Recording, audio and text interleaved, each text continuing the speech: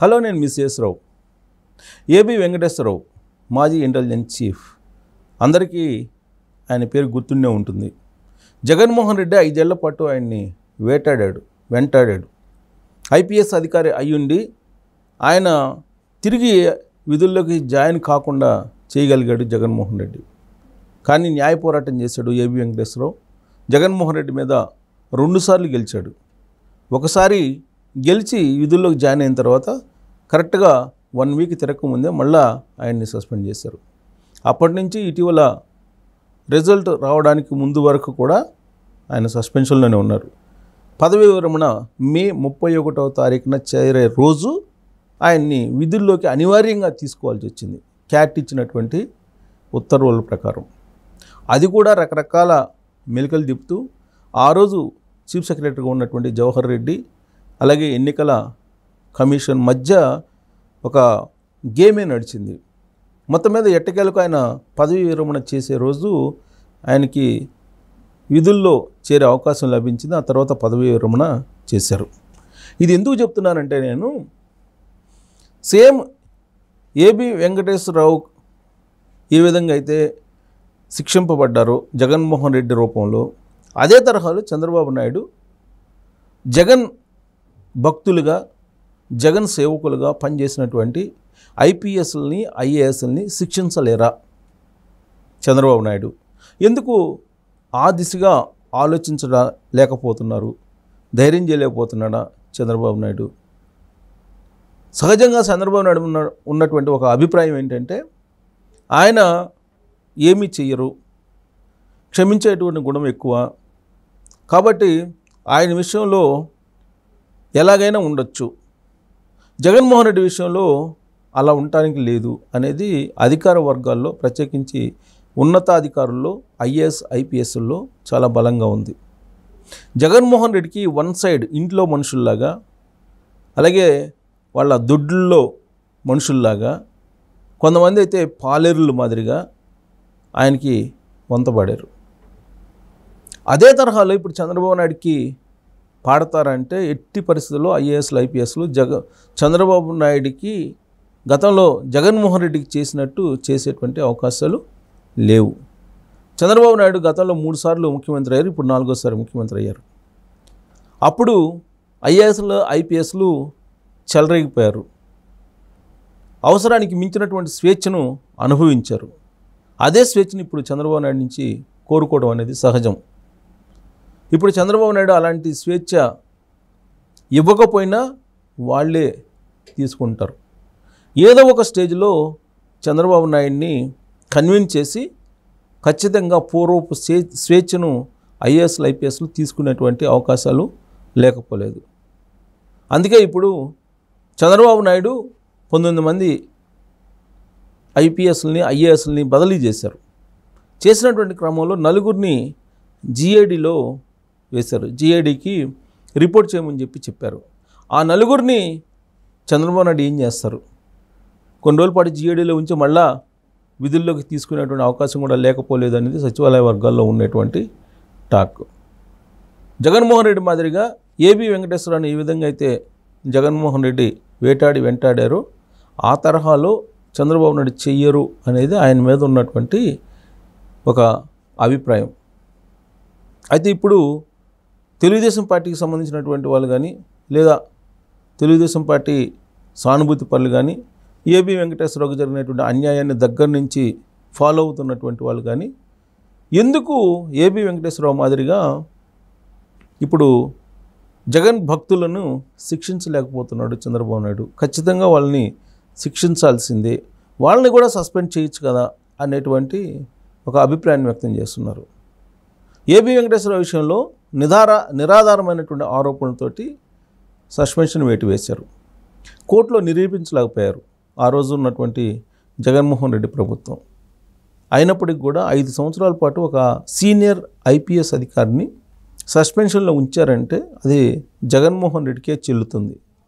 ఆ తరహా కఠినమైనటువంటి నిర్ణయాలు చంద్రబాబు నాయుడు తీసుకుంటారు అంటే అది ఎండమావే.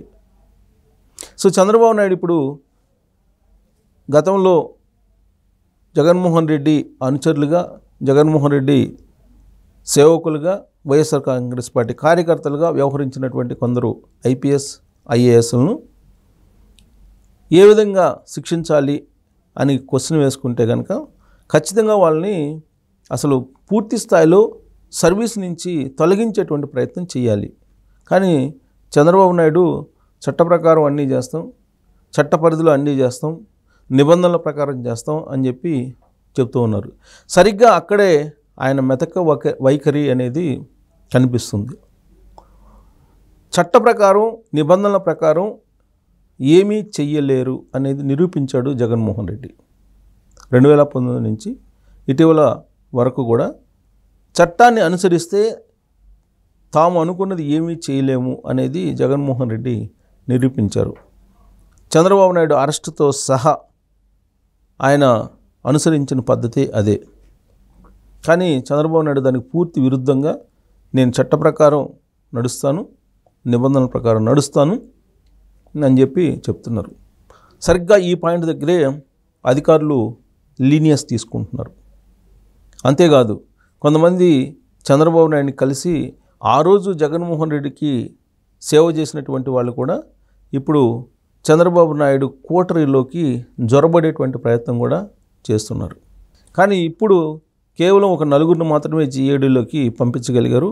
మరి ఏపీసీఐడిగా పనిచేసినటువంటి సంజయ్ పరిస్థితి ఏంటి, సునీల్ పరిస్థితి ఏంటి, సీతారామాంజనేయుల పరిస్థితి ఏంటి, ఇలా చెప్పుకుంటూ పోతే కొల్లి రఘురామరెడ్డి పరిస్థితి ఏంటి. ఇప్పుడు వీళ్ళందరూ నేను చెప్పినటువంటి వాళ్ళు ఐపీఎస్లు. వీళ్ళు ఏ విధంగా వ్యవహరించారు జగన్మోహన్ రెడ్డి హయాంలో అనేది చంద్రబాబు నాయుడే అనేక వేదికల మీద వాళ్ళ పనితీరును తప్పుపట్టారు, విమర్శించారు. కానీ వాళ్ళ పట్ల కఠినంగా వ్యవహరించలేకపోతున్నాడు ఆయన. కారణం ఏంటంటే చంద్రబాబు నాయుడు గెలిచిన వెంటనే ఫలితాలు వచ్చిన రోజే సీతారామాంజనేయులతో పాటు శ్రీలక్ష్మి వీళ్ళందరూ కూడా వచ్చి ఆయనకి బొకే ఇచ్చి అభినందించేటువంటి ప్రయత్నం చేశారు, సున్నితంగా తిరస్కరించేటువంటి ప్రయత్నం చేశారు. అసలు అంత ధైర్యంగా జగన్మోహన్ రెడ్డి దగ్గరికి అయితే వెళ్ళగలరా ఈ ఐపీఎస్లు ఐఏఎస్లు అనేటువంటి ఒక ప్రశ్న ఉత్పన్నమవుతుంది. సో ఇప్పుడు ఏబి వెంకటేశ్వరరావుని ఏం చేయాలి? ఏబి వెంకటేశ్వరరావు విషయంలో జగన్మోహన్ రెడ్డి ఏం చేస్తారు?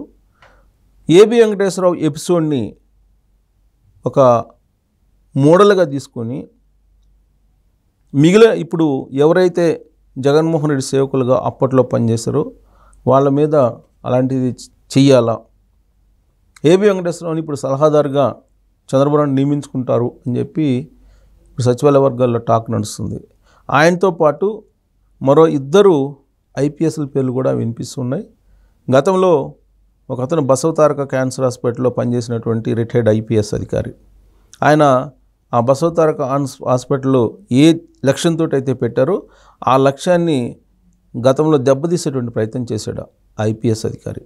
ఇప్పుడు ఆయన సలహాదారుగా రాబోతున్నారనేటువంటి ఒక టాక్ వినిపిస్తుంది. ఆయనతో పాటు మరొక ఐపీఎస్ కూడా సలహాదారుగా రాబోతున్నారని వినిపిస్తుంది. సామాజిక అంశాల మీద, సామాన్య ప్రజల బాధలు మీద అవగాహన ఉన్నటువంటి వాళ్ళు సలహాదారులుగా ఉంటే రాబోయేటువంటి రోజుల్లో మంచి పేరు వచ్చేటువంటి అవకాశం ఉంది, మంచి సలహాలు ఇచ్చేటువంటి అవకాశం ఉంది. అలా కాకుండా ఏసీ రూముల్లో ప్రజలతోటి, సామాన్యులతోటి సంబంధం లేనటువంటి ఐపీఎస్ ఐఏఎస్లను కనుక సలహాదారులుగా పెట్టుకుంటే బహుశా సరైనటువంటి డైరెక్షన్లో సలహాలు ఇచ్చేటువంటి అవకాశం ఉండకపోవచ్చు. వాళ్ళు వీళ్ళు చెప్పినటువంటి మాటలను క్యారీ చేసేటువంటి అవకాశం ఉంది తప్పితే క్షేత్రస్థాయిలో ప్రజా బాహుల్యంలో నుంచి ఎదిగినటువంటి వాళ్ళని సలహాదారులుగా పెట్టుకుంటే వాస్తవాలు ఏంటో తెలిసేటువంటి అవకాశం ఉంది. అలా కాకుండా రిటైర్డ్ పీపుల్ని తీసుకొని వాళ్ళని కనుక సలహాదారులుగా పెట్టుకుంటే వచ్చేటువంటి నష్టం ఏంటి అంటే జగన్మోహన్ రెడ్డి చవి చూసినటువంటి నష్టమే వచ్చేటువంటి ఛాన్సెస్ కనిపిస్తూ ఉన్నాయి. ఛాన్సెస్ ఉన్నాయి. ఎందుకంటే సహజంగా ఐఏఎస్లు ఐపీఎస్లు ఓన్లీ అడ్మినిస్ట్రేషన్ వరకే వాళ్ళకి కమాండ్ ఉంటుంది. సామాజిక అంశాల మీద వాళ్ళకి అవగాహన ఉండదు. సరే, ఏబి వెంకటేశ్వర అంటే అన్యాయం జరిగింది, ఆయనకి ఖచ్చితంగా న్యాయం చేయాలి. కానీ మిగతా వాళ్ళని కూడా ఐపీఎస్లను ఐఏఎస్లను సలహాదారులుగా కనుక తీసుకుంటే వాళ్ళు సామాన్యుల్ని చంద్రబాబు నాయుడు దగ్గరకు వెళ్లకుండా నిరోధించేటువంటి అవకాశం, అడ్డుకునేటువంటి అవకాశం ఉంది. అప్పుడు పరిపాలన గాడి తప్పే ప్రమాదం లేకపోలేదు.